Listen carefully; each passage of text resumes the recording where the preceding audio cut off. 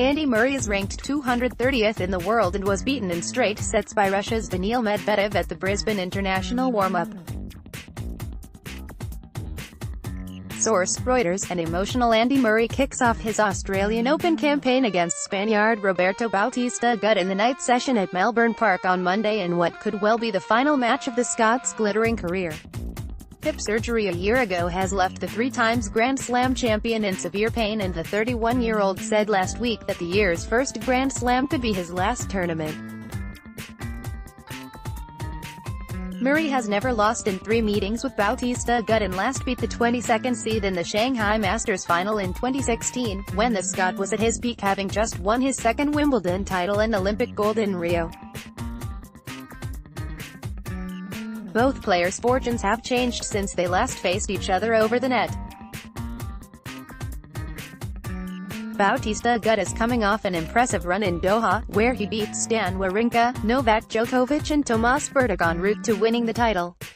Murray, in contrast, is ranked 230th in the world and was beaten in straight sets by Russia's Daniil Medvedev at the Brisbane International warm-up. The Scot said his troublesome hip had stacked the odds against him. "I know most likely I'm going to lose in the first round," added Murray, who has finished runner-up in Melbourne 5 times but never won the title. "It is my last match, I want to try and enjoy it." An hour after Murray walks onto the Melbourne Arena, defending women's champion Caroline Wozniacki will take on unseeded Belgian Alison van Uytvanck under the lights on Rod Laver Arena, the tournament's main show court. Wozniacki will be followed by men's champion Roger Federer, whose quest for a third Australian Open title in a row begins with an 8th career meeting with Uzbekistan's Denis Istomin. Federer, who has never lost to Istomin before, will be grateful the match is in the evening, allowing the Swiss veteran to avoid the worst of the heat on what promises to be a scorching day.